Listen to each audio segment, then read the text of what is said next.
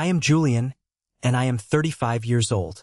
Just 3 days ago, the woman I had promised to spend the rest of my natural life with stood up in the middle of our cramped Yonkers dining room, ripped her diamond engagement ring off her finger, threw it across the table so violently that it physically chipped my favorite coffee mug, and called me a pathetic loser. She did this without a single ounce of hesitation or remorse, and she did it right in front of my older brother, his smug and incredibly wealthy wife, and 2 of our closest mutual friends. While I sat there in absolute stunned silence, trying to process the humiliating reality of my life completely collapsing in real time, my brother Gregory leaned back in his creaky wooden chair, took a slow and deliberate sip of his expensive vintage wine, looked at me with total and utter disgust, and said, "She is right, Julian. You have always been a zero. You are dead weight in this family." They laughed. They actually sat in the chairs I bought with my hard-earned salary, eating the dinner I spent hours cooking, and laughed at me in my own home, fresh off the heels of the most brutal and insulting inheritance reading imaginable. But there is one massive, world-altering thing they did not know. They did not know about the rusted, heavy iron lockbox buried deep under the floorboards of a freezing, run-down, apparently worthless cabin in the absolute middle of nowhere in Alaska.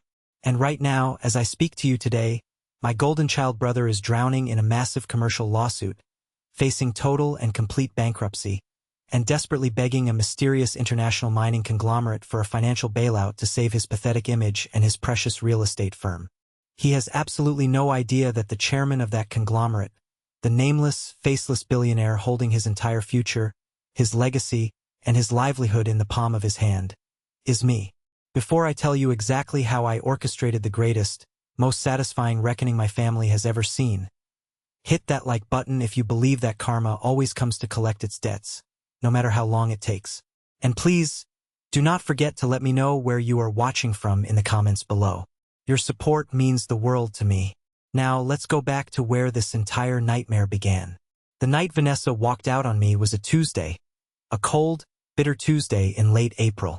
The weather in New York was absolutely miserable. It was raining, that freezing, sideways rain that chills you straight to the bone and makes everything look gray and hopeless. I remember every single agonizing detail of that night with a clarity that still keeps me awake at 2 in the morning. I remember the smell of the roasted chicken I had spent 3 hours preparing. I had carefully seasoned it with garlic and rosemary, desperately hoping the good food would somehow mask the heavy, suffocating tension that was filling our small, 4th-floor walk-up apartment. We had invited my brother Gregory and his wife Penelope, along with Vanessa's best friend Sylvia and Sylvia's husband Derek. It was supposed to be a healing family dinner. My parents had passed away recently, just 10 weeks apart from one another, and the emotional wounds were still incredibly fresh. Or at least they were for me. But as the evening progressed, as the wine flowed and the true colors began to show, it became terrifyingly clear that this was not a dinner for healing or family bonding. It was a firing squad, and I was tied firmly to the post. Vanessa had been acting cold, distant, and highly irritable for weeks. It started the exact moment our family lawyer finished reading my parents' will. That night at the dinner table, she was a completely different person from the loving woman I had proposed to a year prior. She poured herself a third heavy glass of red wine, her eyes darting around the cheap, peeling molding of our living room ceiling like she was trapped in a filthy, degrading cage. Gregory, sitting at the head of my small, wobbly dining table like a visiting king slumming it with the local peasants, was busy complaining. He was loudly and obnoxiously lamenting the exorbitant maintenance costs of the new 2024 Rolls-Royce and the vintage Porsche 911 he had just inherited from our father. He spoke about millions of dollars, about luxury mechanics and high-end auto insurance like he was discussing the price of a gallon of milk at Walmart. Penelope, wearing a designer silk dress that easily cost more than my entire used car, was swirling her wine and checking her diamond-encrusted watch every 5 minutes. She was making it abundantly clear through every sigh and eye roll that she would rather be anywhere else on earth than in my zip code. Sylvia, Vanessa's absolute viper of a best friend, leaned forward across the table. She had this wicked, calculating little smile on her face. She was the kind of woman who actively thrived on neighborhood drama and the misery of others. She asked the question that lit the match, the question they had clearly all been waiting for. "So, Julian," Sylvia purred, taking a delicate, theatrical bite of her salad. "When exactly are you going up to see your little wooden shack in Alaska? Are you going to start chopping firewood for a living? Maybe grow out a massive beard and live off the grid, since the corporate city life clearly didn't pan out for you?" Derek chuckled loudly, cutting his meat with aggressive, dismissive force. I looked down at my plate. My stomach was in tight, painful knots. I gripped my fork so hard my knuckles turned completely white. I tried to keep my voice steady, to preserve whatever shred of dignity I had left in that room. I told them I was flying up that coming weekend to carefully inspect the property. I explained that it was the only thing my father had left me in this world.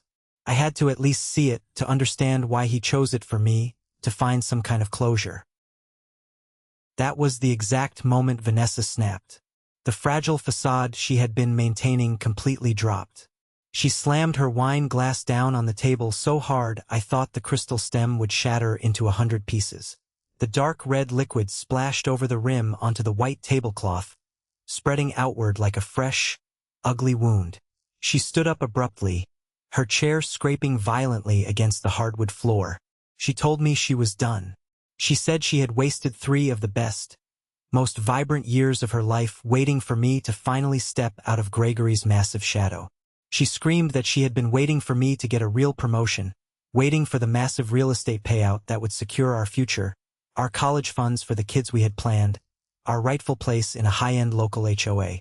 She looked me dead in the eyes, her face twisted with a level of pure, unadulterated contempt I had never seen before in another human being, and she systematically stripped away every single ounce of my dignity. "You are absolutely nothing," Vanessa spat, her voice echoing violently off the thin walls of our apartment. "Your own father knew it. Everyone sitting in this room knows it.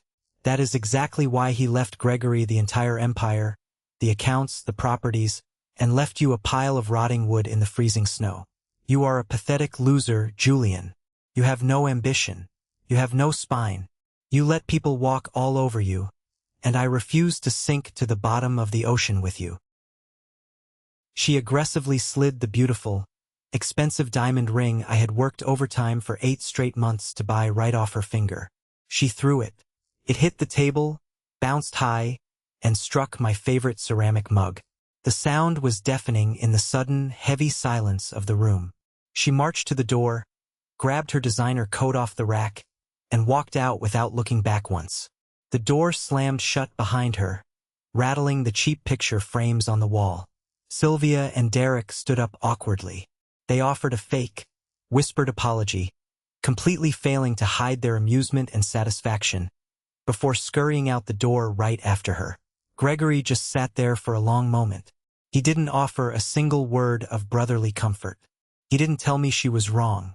He just shook his head, reached into his tailored suit jacket, pulled out a crisp, brand new $100 bill, and tossed it onto my plate of mashed potatoes. "To cover the groceries, little brother," he said smoothly. He then stood up, took his wife by the arm, and headed home to their newly inherited $13 million Scarsdale mansion, leaving me completely alone with the ruins of my life. I did not cry. I sat entirely alone in the suffocating silence of that apartment for 3 solid hours. I watched the grease congeal on the roasted chicken. I stared at the $100 bill sitting in my potatoes. And then, something deep inside me clicked into place. The next morning, before the sun even came up over the city skyline, I packed a heavy winter coat, drove my beat-up car to the airport, and boarded a plane to Alaska. I was about to discover the one thing my father had spent his entire life protecting. To truly understand the crushing weight of that moment in the freezing Alaskan cabin, and the sheer magnitude of the betrayal I felt from Vanessa and Gregory, you have to understand the massive, suffocating shadow I grew up in. My older brother Gregory was the golden child. It was never just a quiet, subtle preference hidden behind closed doors. It was a loud, undeniable, daily reality in our household. My father, Richard Crockett, was a titan in the commercial real estate world. He built a massive empire in New York from the ground up, starting with nothing but a small loan and a ruthless ambition. He was a man who deeply respected aggression, loud voices, sharp elbows, and unforgiving negotiation tactics. Gregory was his absolute mirror image. From the time we were little kids, the divide was painfully clear. I remember one specific Thanksgiving dinner when we were teenagers. The entire extended family was seated around our massive dining table. My father stood up, raised his glass, and spent 10 solid minutes praising Gregory for negotiating a discount on a used car he bought with his allowance. He called him a shark. He called him a true Crockett. When it was my turn to be acknowledged, my father simply patted my shoulder and told the family that I had managed to keep my room clean all month. The entire table chuckled. I was the safe, boring, invisible child. When Gregory turned 16, my father bought him a brand new, custom-ordered sports car. He handed him the keys in the driveway with a massive grin, telling him that winners drive fast.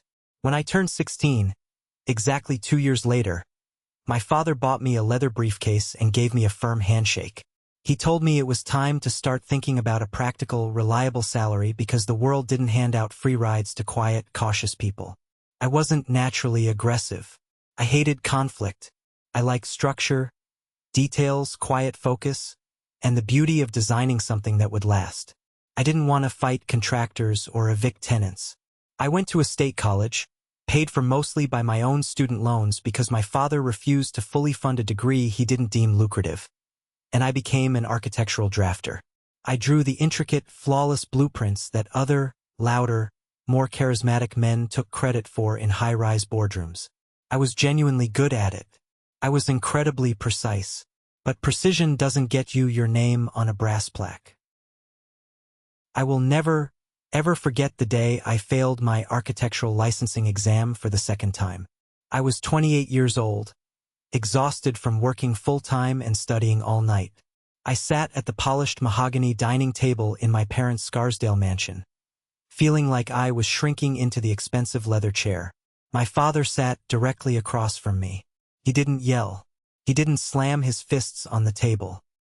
He just looked at me over his gold-rimmed reading glasses and let out a long, heavy, incredibly disappointed breath. "Julian," he said, his voice entirely void of any anger, which somehow made the words cut 10 times deeper. "You need to face reality. You are not executive material.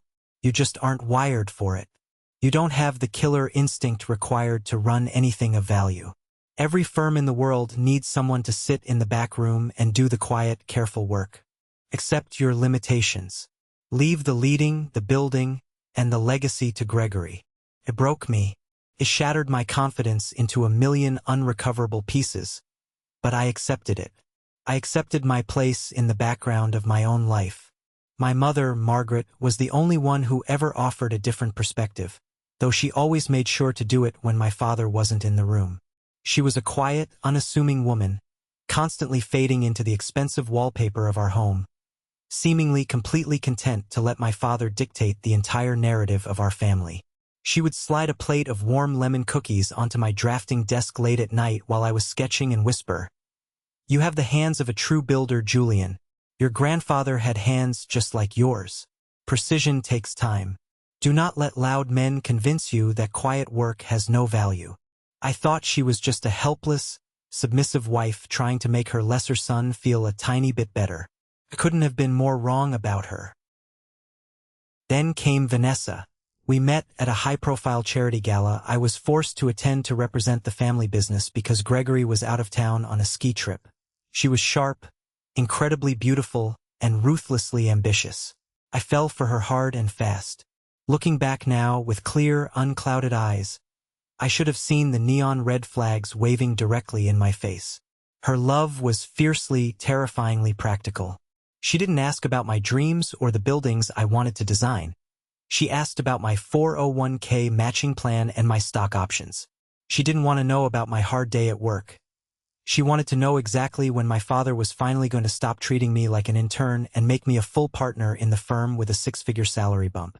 She constantly, relentlessly pushed me to confront Gregory, to demand a bigger piece of the family pie.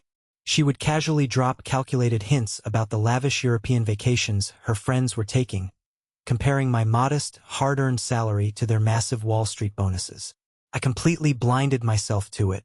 I ignored every single warning sign because, for the first time in my entire invisible life, someone was demanding that I stand in the spotlight. I foolishly mistook her naked greed for a profound belief in my potential. Everything finally shattered the year I turned 35.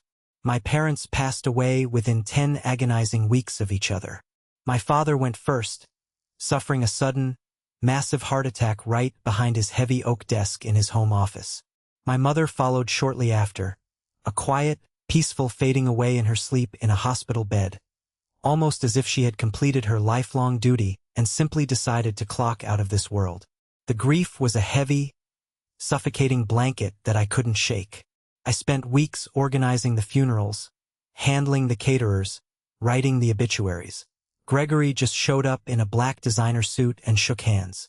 But in my family, grief was an inconvenience that was quickly pushed aside for the real business: the money. The reading of the will took place in the sterile, heavily air-conditioned, glass-walled conference room of Harrison and Associates on Madison Avenue. Mr. Harrison was a seasoned, silver-haired trust and estates lawyer, a man who had spent 4 decades watching greedy families tear each other to absolute shreds over summer homes and jewelry. He sat at the head of the long conference table, his face entirely unreadable. Gregory sat next to Penelope, practically vibrating with greedy anticipation. Penelope was actively looking at luxury real estate listings on her phone screen. Vanessa had her hand resting tightly on my knee under the table, her manicured nails digging painfully into my leg in anticipation of our big payout. Mr. Harrison cleared his throat, adjusted his glasses, and began reading the dense legal document. The entire commercial real estate business, the massive Scarsdale mansion with all its antique contents, the liquid assets totaling over $4 million, the extensive high-yield investment portfolios, the brand-new 2024 Rolls-Royce, and the vintage Porsche 911. All of it, every single valuable, visible asset, went directly to Gregory. My brother didn't even try to hide his smirk. He puffed out his chest, looking around the room like a conquering emperor. Penelope leaned back in her plush chair, a look of supreme, arrogant satisfaction washing over her heavily Botoxed face. She reached over and squeezed Gregory's arm tightly. Then came my portion. Mr. Harrison looked down at the thick paper, then briefly up at me, a flicker of something resembling genuine pity crossing his eyes. To my second son, Julian Crockett, Mr. Harrison read aloud, his voice steady and formal, I leave the sum of $12,000 in cash to cover travel expenses, and the deed to the 220-acre property and the single structure wood cabin located in the Brooks Range of Alaska. Furthermore, the attached handwritten letter is to be opened by Julian alone, and only upon his physical arrival at said cabin. The room went completely, uncomfortably dead silent. It was the kind of quiet that sucks the oxygen right out of your lungs. Vanessa's hand retracted from my knee instantly, as if she had just touched a burning hot stove. Wait, that's it? Vanessa asked, her voice cracking the silence, shrill and panicked. A frozen swamp, a rotting shack, and $12,000? You have to be joking. This is a mistake. Mr. Harrison looked up, his expression hardening into professional stone. I assure you, Ms., this is a legally binding document. Those were Richard's explicit final wishes. There is also a specific addendum here stating, Julian inherits what I value most. Do not interfere. Gregory let out a low, mocking whistle. What he values most, right? Well, Julian. Looks like Dad finally evaluated our respective contributions to the family legacy and put an exact price tag on it. But hey, if you ever need a weekend getaway to freeze to death in the wilderness, let me know. I'll pay for your economy coach ticket. Family takes care of family, right? I sat there, completely and utterly numb. I felt like I had been violently erased from my own family tree. It wasn't about the money. I had never cared about the luxury cars, the mansions, or the country club memberships. It was about the final, undeniable, legally binding declaration from the grave that my own father viewed me as entirely worthless. It was a wound so incredibly deep, so profoundly invalidating, I couldn't even find the breath to speak. I just mechanically signed the required legal papers and walked out of the building into the cold New York air, Vanessa trailing 10 feet behind me, furiously typing on her phone, her face pale with absolute rage and vicious calculation.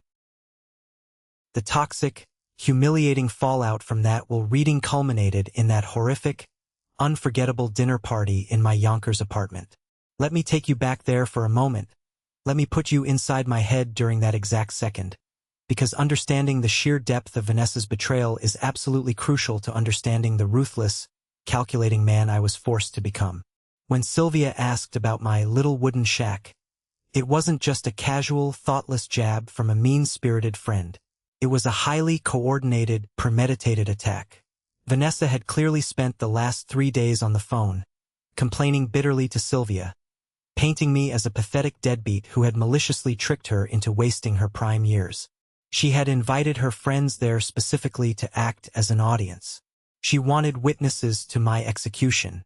When Vanessa stood up, towering over me at the table, and delivered her final, damning verdict on my entire life, calling me a pathetic loser, my world stopped spinning. The air left the room, but I didn't yell. I didn't throw things. I didn't drop to my knees and beg her to stay. In that terrible, freezing moment, as she threw the ring I had worked overtime for months to afford, I experienced a moment of absolute, crystal clear, terrifying clarity. I looked at the beautiful woman I thought I loved, and I saw her exactly as she was. A highly functioning parasite desperately looking for a bigger, wealthier host to latch onto. I looked at my brother, casually sipping his $100 wine, actively enjoying the theater of my total destruction. He felt powerful. He felt validated by my misery. He needed me to be a loser so he could feel like a winner. I slowly stood up from the table. My voice was dangerously calm, a low, steady tone I had never used before in my entire life. I didn't even recognize my own voice. "Everyone out," I said, staring directly at Gregory. Sylvia scoffed, rolling her eyes in dramatic fashion. "Oh, Julian, don't be so dramatic. She's just being honest. Someone had to finally say it to your face." "I said get the hell out of my house," I repeated, my voice dropping an octave, stepping forward until I was standing over Derek. "Now, every single one of you." They left. Gregory left the $100 bill on the table like a tip for a bad waiter. The silence that followed when the door clicked shut wasn't lonely. It was intensely liberating. The heavy, suffocating expectations of my family were suddenly gone. I had absolutely nothing left to lose. The very next morning, I was on a commercial flight to Anchorage. From there, I took a smaller, terrifying, rattling puddle jumper flight to Fairbanks. The airport smelled like stale coffee and damp wool. Finally, I rented a heavy-duty truck and made a grueling, bone-chilling drive up the infamous Dalton Highway to a tiny outpost called Coldfoot. I rented an older model Ski-Doo snowmobile from a rugged, weather-beaten indigenous outfitter named Cale. When I handed over my ID and told him I was Richard Crockett's son, heading up to the old cabin on the ridge, his dark eyes widened slightly. "Your old man paid me very well to keep an eye on that place in the winters," Cale said, his breath pluming in the freezing air as he handed me a heavy, rusted set of keys. "He came up here twice a year for 38 years. Never brought a hunting rifle. Never brought fishing gear. Just sat in that cabin for a few days and left. He always told me he was guarding a treasure, waiting for the right time to pass the torch. I guess you're the torch, kid. Ride safe. The storm coming over the ridge is nasty, and the ice doesn't care who your daddy was." The 22-mile ride was brutal. The wind howled like a wounded animal, whipping ice crystals into my face like shattered glass. The cold was a physical weight, pressing down on my chest, threatening to freeze the moisture right inside my lungs. By the time I finally saw the gray outline of the cabin against the endless, blinding white wilderness, my hands were entirely numb inside my heavy winter gloves. I stumbled inside the dark, freezing room, lit a fire in the old iron stove with trembling hands, and waited 40 agonizing minutes just for the air to warm enough so my fingers could physically move. I found the loose floorboard exactly where the lawyer's notes had indicated. I pulled out the heavy lockbox. I broke the wax seal on the thick manila envelope. Inside was a 41-page geological assay report from 2019.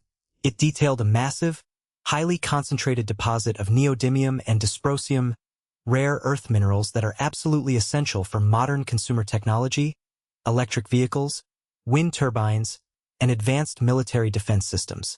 And then, I unfolded the handwritten letter from my father. Julian, if you are sitting in this cabin, reading this letter, it means you actually made the trip. You didn't just cash the $12,000 check and ignore the land like Gregory would have. You did the careful work. I always knew you would. I know you spent your entire life thinking I favored Gregory. In the visible world, I did. I gave him the company, the cars, the house in Scarsdale. I gave him those things because he is aggressive, loud, and entirely predictable. Gregory is a consumer. He is an acquirer. If I had left him this land, he would have sold it to the highest bidding mining corporation within 6 months. He would have cashed out to buy another mansion, and this strategic asset, the most valuable thing I have ever owned in my life, would have been stripped away and lost to our family forever. You, Julian, are a builder. You are patient. You understand structure, detail, and foundation. I spent my life telling you that you were not executive material for a local real estate firm because you are the only one capable of managing an empire of this magnitude. I had to play the part of the harsh, dismissive father. I had to make Gregory feel completely secure in his dominance, so he would never, ever look twice at a worthless piece of land in Alaska. I was wrong to make you feel small to keep the peace. It was a cruel strategy, but it was the only way to protect the land. I chose you for this because you investigate before selling. Do not tell Gregory. Do not tell anyone until you are ready. Attached is a list of trusted consultants, including Winston, my lead geologist. They will guide you. Build this the right way, Julian. The world is about to change, and you are holding the keys. I love you. I am sorry I couldn't be the father you wanted. I hope this makes up for it. Dad. I read the letter until the ink blurred and ran together. My father hadn't thought I was worthless. He had watched me. He had analyzed my quiet nature. He had entrusted me with his true, massive legacy because I was the only son he actually respected enough to handle it. The multimillion-dollar real estate business in New York was nothing but a decoy. A shiny toy meant to distract a loud, arrogant child. This freezing cabin, this frozen dirt, was the absolute crown jewel of the Crockett family. I didn't cry from sadness. I cried from the sheer, overwhelming, paralyzing weight of validation. And then, the tears stopped completely. A cold, hard, unbreakable resolve settled deep into my bones. Gregory wanted to play the king of New York? Let him play. I was going to own the ground he walked on. I didn't rush back to New York. The old Julian would have immediately flown back to demand an apology from Vanessa and rub the letter in Gregory's face. The new Julian knew that moving in silence was the ultimate form of power. I stayed in Fairbanks for 3 days and met with Winston, the brilliant, eccentric, 78-year-old geologist my father had trusted with his life's biggest secret. We sat in a small, dingy diner near the university. The air smelled strongly of cheap black coffee and burnt fried eggs. Winston slid into the booth across from me, took one look at my face, and nodded. We went over the thick assay reports line by line. The numbers were staggering, far higher than what my father had even estimated in his letter. Your father was a true visionary, Julian, Winston said, tapping the thick stack of papers with a weathered, calloused finger. The 2019 assay was based on old commodity prices. Today, with the massive geopolitical push to reduce reliance on foreign rare earth supply, your deposit is worth somewhere between $130 and $145 million. But he also knew the big mining conglomerates would eat a local New York real estate guy alive. We need to build an absolute fortress. We need a shell company. We need top-tier international backing to extract this properly without getting legally drained by vultures. Winston introduced me to Fiona, a high-level, utterly ruthless extraction consultant based out of a massive firm in Perth, Australia. Over dozens of secure, encrypted video calls taken from my cheap hotel room in Fairbanks, we laid the intense legal groundwork for an empire.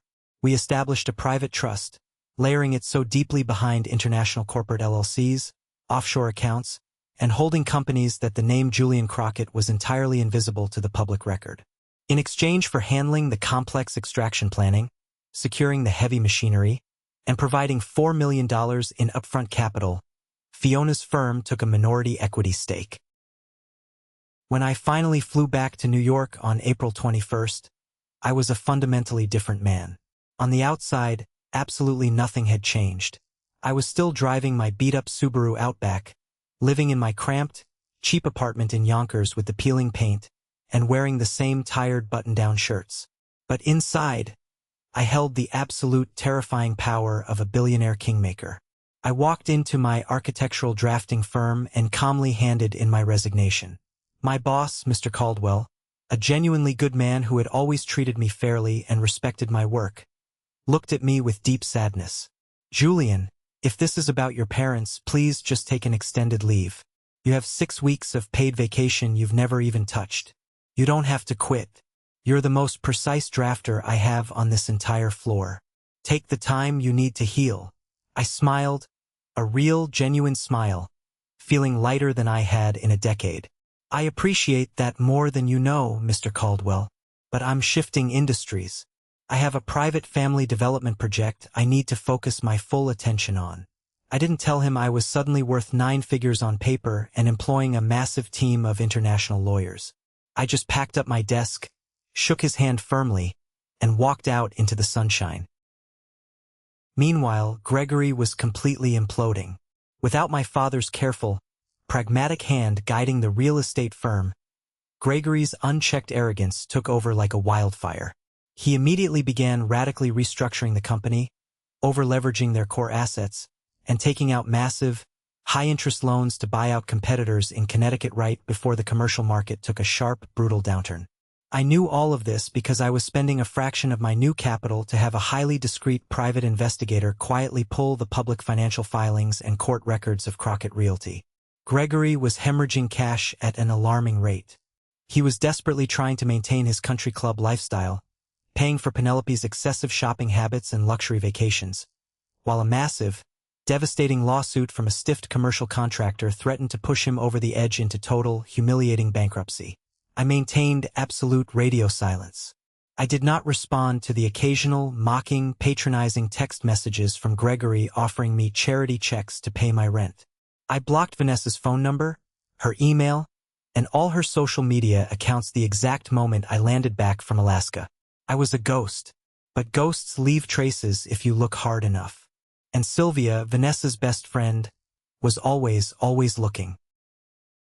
It happened 3 months into my silent, meticulous operation. I was sitting in a high-end coffee shop in Manhattan, far from my usual Yonkers neighborhood, reviewing a printed draft of the environmental impact study Fiona had overnight from Perth. I had stepped away to the barista counter for exactly 30 seconds to grab my black coffee, leaving the thick, confidential folder closed on the small wooden table. I didn't know Sylvia was in the same shop. I didn't see her slink over to my table, her toxic, invasive curiosity getting the better of her. By the time I turned around, coffee in hand, she was standing right there, staring down at a single page that had accidentally slipped out of the folder. It had the estimated asset valuation printed boldly at the top. $142 million, Julian Entity Holding Corporation. I quickly stepped forward and snatched the paper off the table, my heart hammering violently against my ribs, an icy sweat breaking out on the back of my neck. Sylvia looked up at me, her eyes wide, a greedy, terrifying realization dawning on her heavily made-up face. "Julian, what is that? What does that number mean? Are you laundering money for someone? Are you involved in something illegal?" "It's a typo on a hypothetical drafting project for a wealthy client," I lied smoothly, shoving the papers into my worn leather briefcase and snapping the brass locks shut. "Excuse me, Sylvia. I have a very important meeting to get to." I walked out fast, blending into the crowded, chaotic New York sidewalk, But I knew in my gut the damage was already done. Sylvia was a venomous gossip who thrived on leverage and chaos. Within an hour, she would be calling Vanessa, spinning wild theories. Within 2 hours, she would be trying to figure out how to monetize that information, likely attempting to sell it to Gregory to secure a favor or get back into his wealthy good graces. I got to my car, locked the doors with shaking hands, and immediately dialed Fiona in Australia. It was 3 a.m. there, but she answered on the second ring, sharp and alert. "We have a massive leak," I said, gripping the steering wheel until my knuckles turned white. "Someone from my past saw the valuation sheet. We need to accelerate the entire timeline. Push the conglomerate setup and the holding company registrations through by Friday. Lock everything down tight. The storm is coming faster than we thought." I thought the worst was over when Vanessa walked out on me. I thought the hardest part was surviving the freezing cold of Alaska and the devastating emotional betrayal of my entire family. I was so incredibly wrong. The real war was just beginning, and Sylvia had just handed my greatest enemies a fully loaded gun.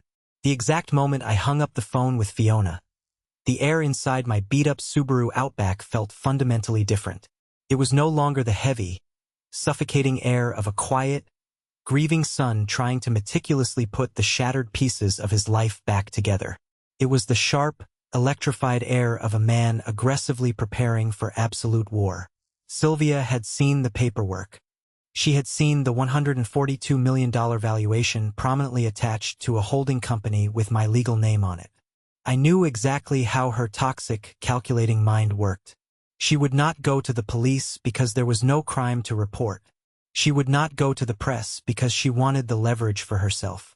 She would go straight to the people who could offer her the highest social or financial reward for that highly sensitive information. She would go immediately to Vanessa, and she would undoubtedly try to go to Gregory.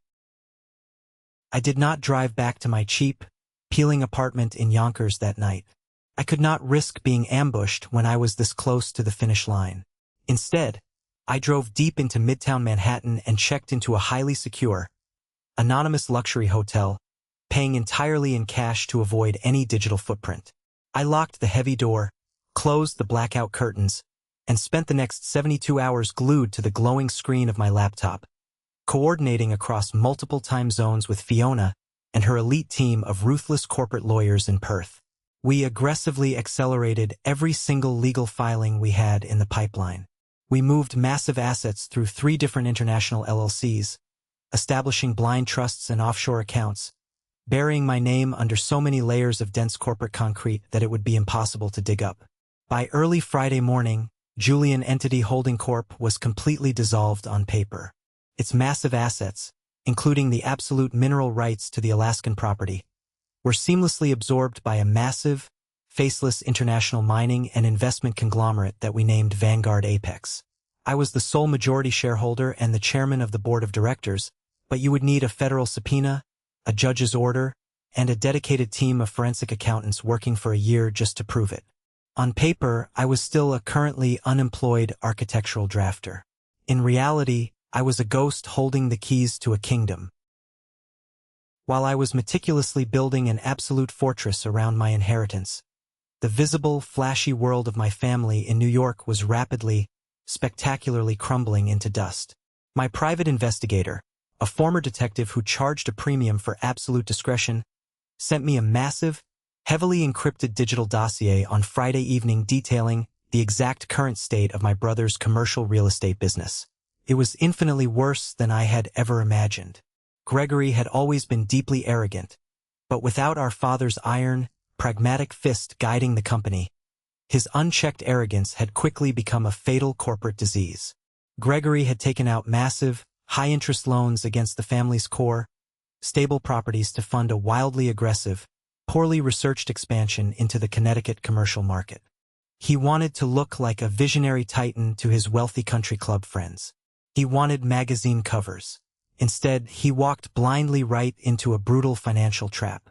A rival commercial developer named Sebastian, an older man who had fiercely hated our father for decades and had been waiting patiently for a moment of weakness, saw Gregory's reckless, ego-driven spending and moved in for the absolute kill. Sebastian systematically undercut Gregory on 3 major commercial development bids, bleeding Crockett Realty dry and leaving Gregory holding millions of dollars in empty, highly leveraged properties with astronomical property taxes. To make matters infinitely worse, in a desperate bid to save cash, Gregory had arrogantly refused to pay a major commercial construction contractor, falsely claiming their work was subpar. That contractor did not back down. They had just filed a massive, crippling, multi-million-dollar lawsuit that threatened to completely freeze every single liquid asset Gregory had left. The legal fees alone were drowning him. He was completely trapped in a corner of his own making. He was facing total, humiliating public bankruptcy. He was about to lose the $13 million Scarsdale mansion, the luxury cars, the exclusive country club memberships, and the entire family legacy our father had spent 40 years building. Gregory desperately needed a miracle. He needed a massive, immediate injection of outside capital to pay off the contractor lawsuit, stop the bleeding, and restructure his highly toxic debt. And that was exactly when Fiona, acting flawlessly in her role as the Senior Vice President of Acquisitions for Vanguard Apex, reached out directly to his executive office. She sent a cold, formal, highly professional email offering to review his entire portfolio for a potential buyout or a massive debt restructuring partnership. Gregory took the bait instantly. He swallowed the hook, the line, and the sinker. He was far too desperate, far too panicked about losing his wealthy status, to stop and question why an international conglomerate was suddenly, specifically interested in a failing, heavily indebted New York real estate firm. He saw a lifeline and he grabbed it with both hands. The trap was set. But before the steel jaws of that trap could snap shut on my brother, the ghosts of my immediate past came aggressively knocking on my door. It was a Tuesday evening, exactly 1 week after Sylvia had spied on my paperwork in the coffee shop. I had briefly returned to my Yonkers apartment to grab some specific clothes and documents I needed for the upcoming boardroom meeting. As I walked heavily up the dimly lit, peeling stairwell to the 4th floor, the smell of stale cooking oil lingering in the air, I saw a shadow standing directly in front of my door. It was Vanessa. She was wearing a designer trench coat that easily cost more than my previous monthly salary, holding a paper cup of expensive artisan coffee. Her hair was perfectly styled. When she saw me stop on the landing, she immediately tried to arrange her face into a deeply practiced mask of profound, sorrowful regret. It was a terrible, transparent performance, but a few months ago, it might have actually worked on me. "Julian," she said, her voice dripping with artificial, practiced sweetness, taking a slow step forward. "I have been trying to call you for days. Your phone goes straight to voicemail. I noticed you blocked me on everything. I had to come wait for you." I stopped on the landing, keeping a significant, safe physical distance between us. I did not drop my briefcase. I looked at her, truly looked at her without the blinders of love or the heavy weight of my own insecurity, and I felt absolutely nothing. No lingering anger, no sharp heartbreak, just a cold, sterile, almost scientific observation of a woman who had completely, utterly miscalculated the trajectory of her own life. "You do not live here anymore, Vanessa?" I said, my voice completely flat and devoid of any emotion. "We have absolutely nothing to discuss. You made your feelings abundantly clear the night you threw your ring at my face. Leave the apartment keys on the counter and go." She took another step forward, reaching out a manicured, trembling hand, her eyes shining with forced tears. "Julian, please, you have to listen to me. I made a terrible, unforgivable mistake. I was grieving your parents too, you have to remember that. I let the overwhelming stress of the inheritance reading get to me. I was angry for you, Julian. I was so furious that your father treated you that way. I wanted you to fight for your fair share of the real estate business. I was just trying to push you to demand what you deserved. And then Sylvia told me, well, Sylvia said she ran into you." She paused, clearly trying to gauge my reaction, but I gave her a wall of stone.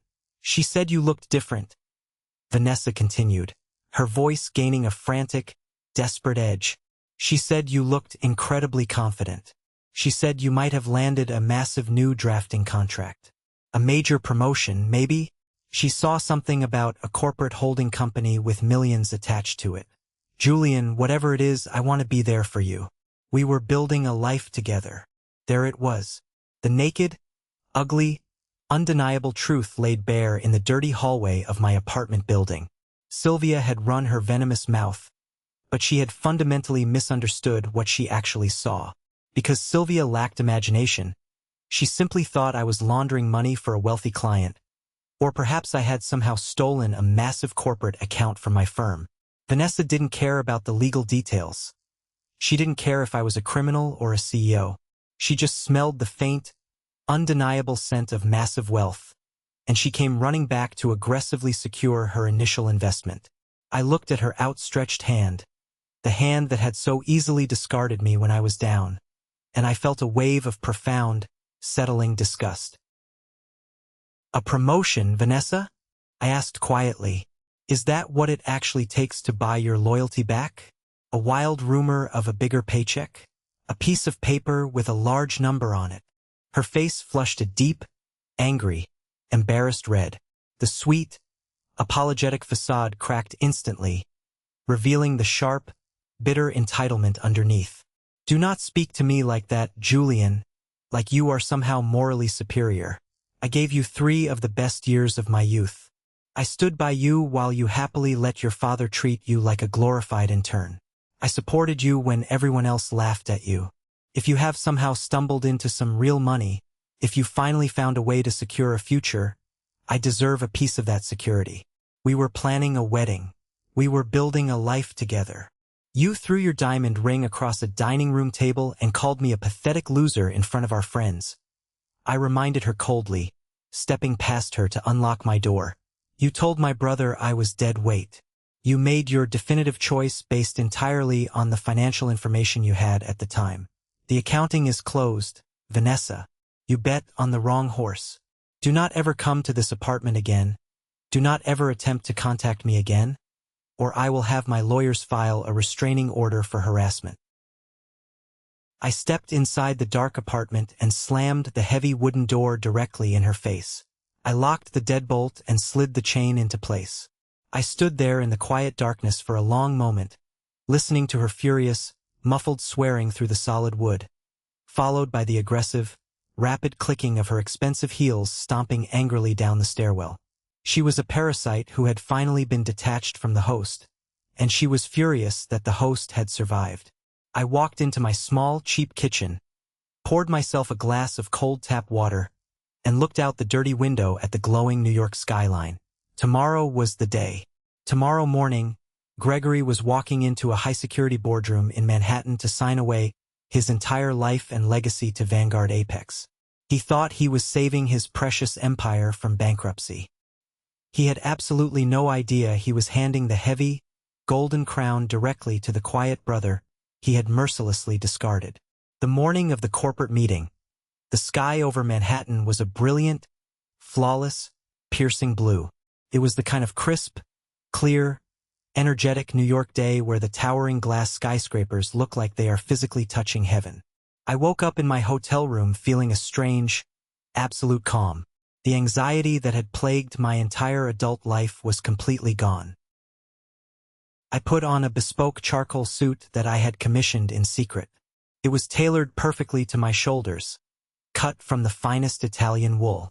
It was a stark, intentional departure from the cheap, off-the-rack khakis, scuffed loafers, and wrinkled button-down shirts I had worn like a uniform for the last decade. I tied a deep navy silk tie. I slipped on a pair of polished, handmade leather Oxfords. I looked in the full-length mirror of my luxury hotel room and saw a man who had finally, definitively stepped out of the shadows. I saw a man who officially owned $142 million in strategic rare earth minerals, and who held the total, undeniable destruction of his childhood bullies neatly organized inside his leather briefcase. The meeting was officially set for 10 o'clock in the morning in a high-security, ultra-luxury boardroom on the 55th floor of a premier commercial tower directly in the heart of the financial district.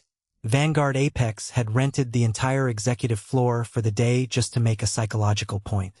When you are dealing with men like Gregory, men who worship the appearance of wealth, You have to aggressively outspend them to break their confidence.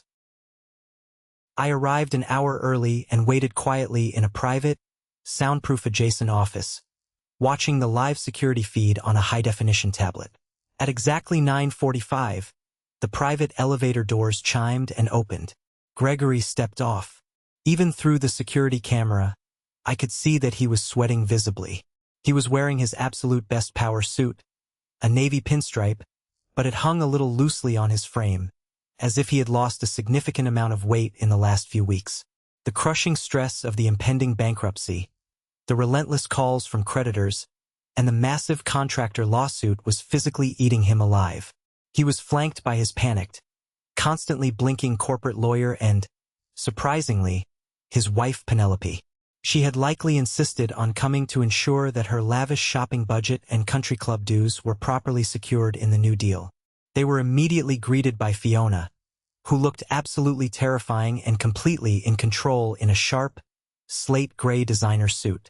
She played the part of the ice-cold, untouchable corporate executive perfectly. She did not smile. She offered a brief, firm handshake and led them down the long, silent hallway into the massive, glass-walled boardroom. The conference table was made of solid, polished black marble. The panoramic view of the sprawling city below was dizzying and designed to make the guests feel incredibly small. Gregory sat down heavily in one of the plush leather chairs, aggressively loosening his silk tie as if the room was suddenly lacking oxygen.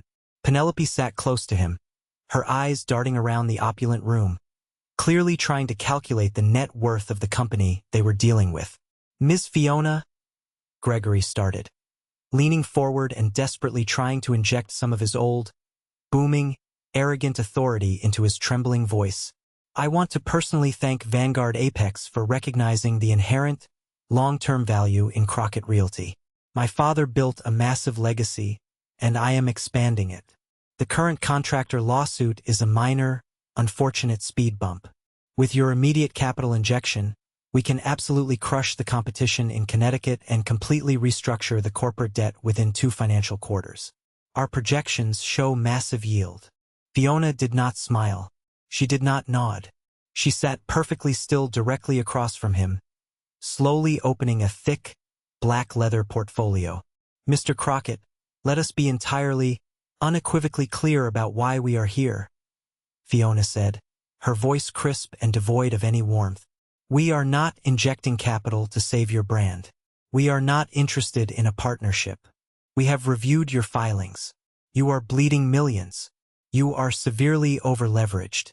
Your expansion into Connecticut was a catastrophic failure of judgment. Therefore, we are offering to strictly assume your toxic debt, settle the contractor lawsuit to avoid public humiliation, and aggressively purchase 70% controlling equity in Crockett Realty." Gregory's face dropped. Fiona continued without missing a beat. "You will step down immediately as executive vice president.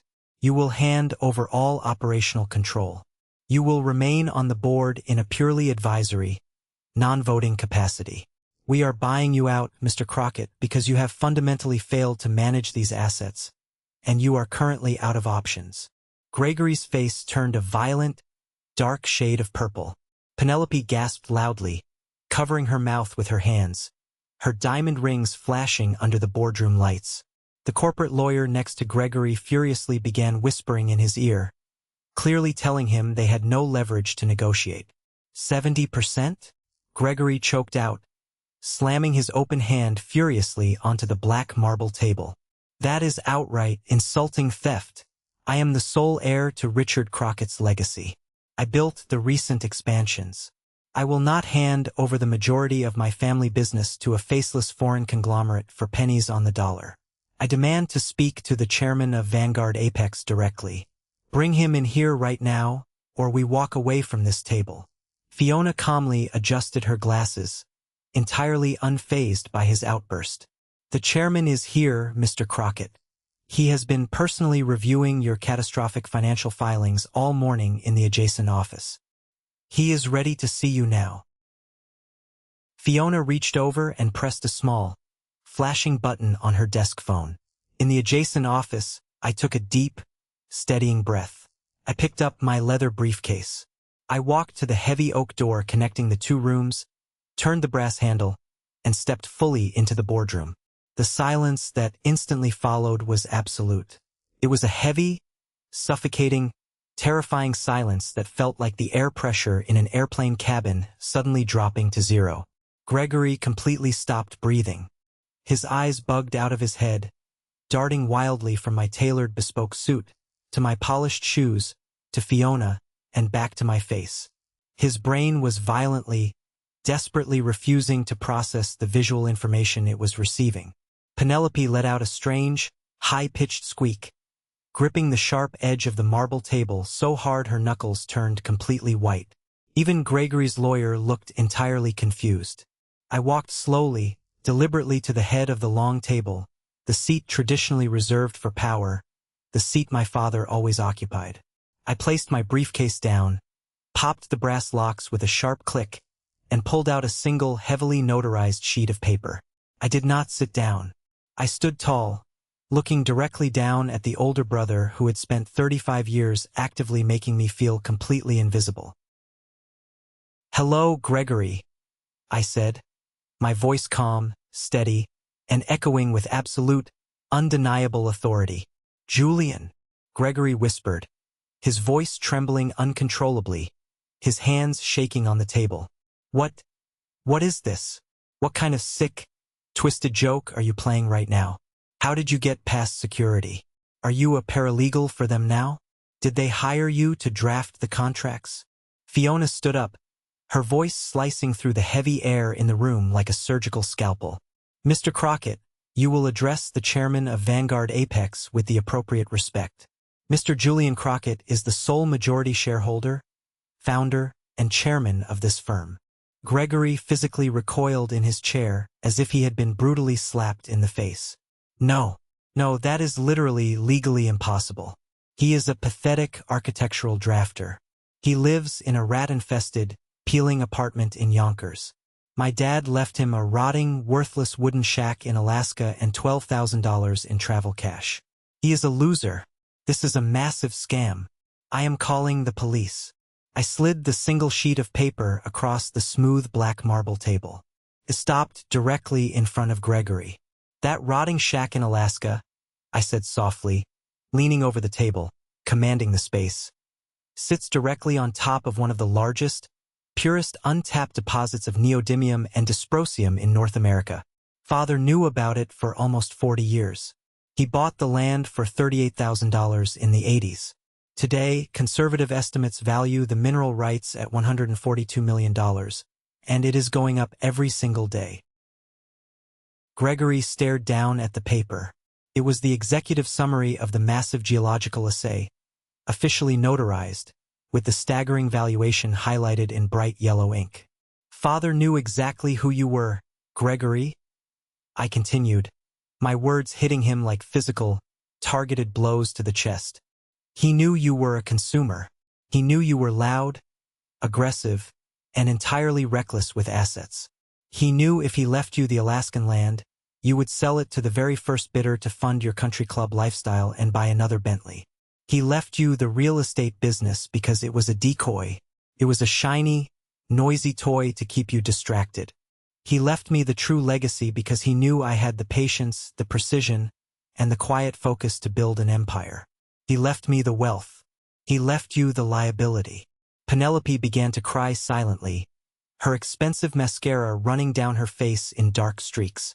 She realized instantly that the limitless money was completely gone. "And now, Gregory," I said, tapping the thick legal contract sitting in front of Fiona, "you have managed to bankrupt the decoy business in less than a year. You have a massive lawsuit you cannot possibly pay. You are heavily leveraged to the point of collapse. So here is the deal on the table. You are going to sign that contract today. You are going to hand over 70% of the company to me. I am going to assume your toxic debt and quietly settle the lawsuit so you don't go to jail for fraud. You will keep 30%, which will generate just enough dividend income to keep you out of a homeless shelter, but you will never, ever make a single executive decision again." Gregory was shaking violently. His lifelong arrogance was entirely shattered, ground into dust.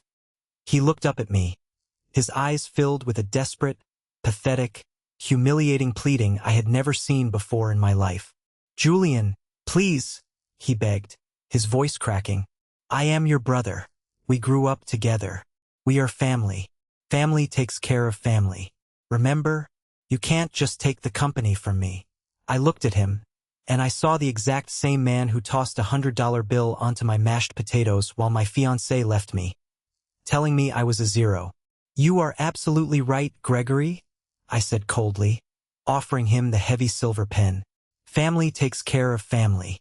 That is exactly why I am not letting you go to federal prison for corporate negligence. Sign the paper." Gregory stared at the heavy silver pen I held out to him. It looked like a weapon in my hand. His breathing was shallow and ragged. He looked at his lawyer, desperately searching for a loophole, a way out, a legal maneuver that could save his pride. The lawyer simply looked down at his notes and gave a tiny, defeated shake of his head. There was no way out. Gregory picked up the pen. His hand was shaking so violently, he could barely hold it steady against the thick, crisp parchment of the contract. He looked at the massive stack of legal documents that effectively, permanently stripped him of his executive title, his power, his massive salary, and his father's visible legacy. He signed his name on the dotted line, his signature jagged and messy, sealing his fate. The golden child, the arrogant king of New York real estate, was officially a minority shareholder working as an advisor for the quiet, invisible brother he had deemed entirely worthless. When the meeting concluded, I did not offer to shake his hand. I did not offer any false words of comfort. I simply packed my documents back into my briefcase, snapped it shut, and walked out of the boardroom, leaving him sitting in the ruins of his ego. But the reckoning for the betrayal I had suffered was not quite finished. As the private elevator doors opened on the ground floor lobby of the massive skyscraper, I was met with another unwelcome ghost from my past. Vanessa was standing nervously by the main security desk. Sylvia had clearly tipped her off about the exact location and time of Gregory's meeting with the conglomerate. When Vanessa saw me walk out of the elevator, flanked closely by Fiona and two massive corporate security guards, her eyes went incredibly wide. She saw the bespoke suit.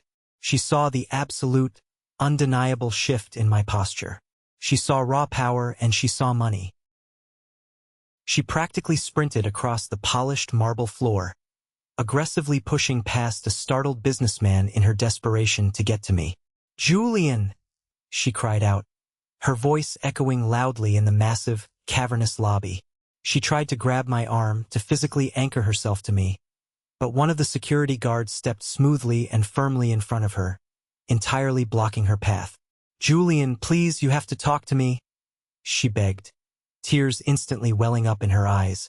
It was a much better, much more emotional performance than the one in my apartment stairwell, but it was still just acting. Sylvia called me. She told me everything about this building. I know about the company. I know about the money. I was wrong, Julian. I was so incredibly, stupidly wrong. The intense grief over your parents made me crazy. The pressure made me snap. I love you. I never stopped loving you, not for a single second. We can go back to how it was.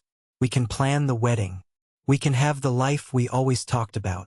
I stopped walking. The entire lobby seemed to quiet down, watching the scene unfold. I looked at her, standing there in the lobby of a building I practically owned, desperately begging for scraps of the incredible life she had voluntarily thrown away. "Vanessa," I said, my voice echoing clearly so that the security guards and the bystanders in the lobby could hear every word. "You did not leave me because of grief. You left me because you firmly believed my father left me a rotting shack and $12,000. You threw your ring and called me a pathetic loser in front of 6 people because you thought I had absolutely no financial value to you. You are not in love with me. You are in love with the chairman of Vanguard Apex." She sobbed loudly, shaking her head aggressively, her perfect hair falling into her face. "No, that's not true. You have to believe me." Sylvia poisoned my mind. "She was always jealous of us, Julian. She manipulated me into leaving you. Sylvia is a snake, yes, But you actively chose to bite, I replied coldly, feeling the last remaining tie to my old life completely sever. You showed me exactly who you are, down to your core, when you thought I had nothing. I am just believing the person you showed me. Have a good life, Vanessa. Do not ever approach me again, or my security team will handle it. I walked out through the heavy revolving glass doors and stepped into the back of a waiting, tinted black SUV. As the car pulled away from the curb, I watched through the window as Vanessa collapsed onto a lobby bench, burying her face in her hands, entirely alone. In the weeks that rapidly followed, the massive shockwaves of my corporate takeover completely destroyed the toxic social circle that had mocked me at that dinner party. Sylvia and Derek, hoping to desperately secure favor with the new billionaire in town, attempted to send me a lavish, expensive gift basket and a formal invitation to an exclusive dinner party. I did not ignore it. I had my elite team of lawyers send them a formal, aggressive cease and desist letter, legally banning them from all Vanguard Apex properties, subsidiaries, and corporate events. Word spread incredibly quickly through their high society circles that they had deeply, unforgivably offended me. In New York, when a billionaire aggressively cuts you off, the rest of high society follows suit instantly out of fear of guilt by association. They were completely socially exiled. Their invitations dried up, and Derek's law firm quietly asked him to step down to avoid angering my corporate interests. I also made a very specific, quiet phone call to my old architectural drafting firm in Westchester. I asked to speak directly to Mr. Caldwell, my former boss. "Julian?" he asked, his voice filled with absolute shock when he picked up the phone. "I read the Wall Street Journal this morning. Is it true? You actually bought out Crockett Realty? The conglomerate? That's you." "It is true, Mr. Caldwell," I said, smiling warmly for the first time that day. "I wanted to personally call and thank you for treating me with dignity and respect when I was just a quiet, invisible drafter in the back room. I am establishing a massive new corporate headquarters for Vanguard Apex in Manhattan. I want your firm to completely design it from the ground up. And I want you to personally head the project. Blank check." The silence on the line was thick with overwhelming gratitude. He accepted immediately, his voice breaking slightly. I had proven to myself that loyalty and respect, even to the invisible people in the room, eventually pay massive dividends. A few days later, while I was sitting in my new executive office, I received a secure, hand-delivered package. It was from Mr. Harrison, the seasoned trust and estates lawyer who had originally read my parents' will. Inside the box was a small, worn, green leather book and a handwritten note from the lawyer. "Julian, your father explicitly instructed me to wait until you had successfully established the mining operation and secured the company before giving this to you. He wanted to make absolutely sure you were strong enough and wealthy enough to handle the truth. This belonged to your mother." I opened the package carefully. It was my mother's private, locked diary. I sat alone at my massive, polished mahogany desk, looking out the floor-to-ceiling windows at the sprawling city skyline, and gently opened the worn leather cover of my mother's diary. The fragile pages were filled with her neat, elegant, cursive handwriting. As I read through the deeply personal entries dating back 3 decades, the final, most profound, and earth-shattering twist of my entire life finally revealed itself. My mother, Margaret, was not the quiet, submissive, helpless woman who simply faded into the wallpaper like I had always believed. She was the absolute, brilliant mastermind behind my entire inheritance. I read an entry dated October 1987. "Richard wanted to buy a massive commercial block in Queens today.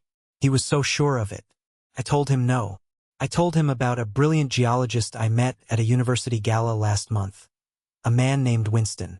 I convinced Richard to fly to Alaska to meet him. I subtly manipulated the conversation over dinner for weeks until I convinced him to buy the Brooks Range property. He entirely thinks it was his own genius idea, but I planted the seed deep in his mind. That land, that incredibly valuable deposit, is for Julian. I know it in my bones. Gregory is too loud. Gregory is too reckless. Gregory will completely destroy whatever legacy he touches because he has no respect for the foundation. I must play the part of the quiet, agreeable wife. I must let Richard aggressively fawn over Gregory so that Julian remains entirely invisible to them. Invisibility is the only way to protect Julian's future from his brother's greed. I will let them think Julian is weak so they never look twice at the true treasure. Tears, hot, heavy, and completely uncontrollable, finally fell from my eyes, dropping onto the old, yellowed paper of the diary. My mother had known everything. She had seen my quiet nature not as a pathetic weakness, but as a profound, enduring strength that needed to be fiercely protected from my brother's destructive, consuming greed. She had intentionally sacrificed her own voice in the loud family dynamics, playing the fool, to ensure that I would eventually inherit the earth. The warm lemon cookies she left on my drafting desk late at night, the quiet whispers of encouragement when my father wasn't looking. They weren't just simple motherly comfort. They were the highly calculated, loving actions of a guardian keeping her most valuable, hidden soldier ready for a massive war he didn't even know was coming. 2 years have passed since that fateful day in the Manhattan boardroom. The landscape of my entire life has fundamentally, permanently changed. The massive rare earth mining operation in the Brooks Range is now fully operational, highly efficient, and incredibly profitable. We extract the vital minerals using the most advanced, environmentally conscious methods available in the world. A strict, non-negotiable stipulation I aggressively fought for in the initial contracts. My personal net worth has far surpassed $200 million and continues to climb steadily every single quarter. Gregory is still technically a board member of Crockett Realty, which is now just a minor, almost forgotten subsidiary of the massive Vanguard Apex empire. I forced him to immediately sell the $13 million Scarsdale mansion to cover the remaining, hidden tax debts he had selfishly accumulated. He now lives in a modest, upper-middle-class condo in New Jersey. Penelope, seeing the writing on the wall, divorced him 6 months after the limitless money dried up, hiring a vicious lawyer and taking exactly half of the pathetic scraps he had left. Gregory now reports directly to a mid-level regional manager I hired. He speaks very softly now. He does exactly what he is told. He wears cheap suits. The blinding arrogance has been completely, permanently burned out of him. I never moved into a massive, flashy mansion in the Hamptons. I bought a beautiful, highly secure, deeply secluded property in upstate New York, surrounded by massive, towering pine trees that closely remind me of the quiet Alaskan wilderness. I drive a heavily armored, deeply reliable, unassuming SUV. More importantly, I took $10 million of my first dividend payout and established a massive philanthropic foundation in my mother's name, the Margaret Crockett Foundation. We are strictly dedicated to fully funding the higher education of quiet, overlooked, introverted students who excel in structural engineering, architectural drafting, and the sciences. I make sure the quiet builders of the world never have to feel invisible. Every April, on the exact anniversary of the day I first flew out there in the middle of a blinding snowstorm, I returned to Alaska. Last week I made the trip. I rode the same model snowmobile out to the sprawling 220-acre property. The massive, high-tech mining facility is located on the far north side of the land, completely hidden from view by the mountainous rocky ridge. But the old, rotting, gray wooden cabin remains exactly where it was. I absolutely refused to let the corporate development teams tear it down. I unlocked the heavy, rusted padlock, stepped inside the freezing, familiar room, and built a small fire in the old iron stove. I sat on the dusty floorboards, looking out the small, frosted window at the endless, breathtaking expanse of white wilderness. I was entirely alone, and I had never felt more at peace, more powerful, or more completely seen in my entire life. I had been called a pathetic loser by the woman I loved. I had been called dead weight by my own brother. I had been publicly handed a legacy of what appeared to be absolute, frozen nothingness by a family that viewed me as a complete failure. But I did not let their cruel conclusion become my reality. I did not wear the heavy verdict they handed me. I went to the cabin. I opened the lockbox. I did the careful work. I want to ask you something to everyone listening to my voice right now. Have you ever received a gift that looked exactly like a harsh punishment? Have you ever been handed a job that looked like a humiliating demotion, a relationship that felt like an agonizing dead end, or a life circumstance that looked like a barren, frozen wasteland? Did you run away from it because of what other people said? Or did you have the profound, quiet courage to sit with it, to open the heavy lockbox, and to do the quiet, careful work required to find out what was actually inside? Because here is the absolute, undeniable truth that I learned the hard way. Some inheritances are not about cash or cars or mansions. Some inheritances are about finally being seen for who you truly are. The people who loudly call you a loser, the people who constantly try to make you feel incredibly small, are almost always projecting their own massive, terrifying insecurities onto your quiet strength. Do not let loud, arrogant people convince you that your careful work has no value. The universe always, eventually, rewards those who are patient enough to build rather than desperately consume. The pathetic loser they laughed at is currently sitting on a multi-hundred-million-dollar empire. The pathetic loser did the careful work. And the pathetic loser is doing just fine. Have you ever faced something similar with your own family? Have you ever been the invisible one who finally found their power and shocked everyone? Share your story in the comments below, and don't forget to like and subscribe so you don't miss the next journey.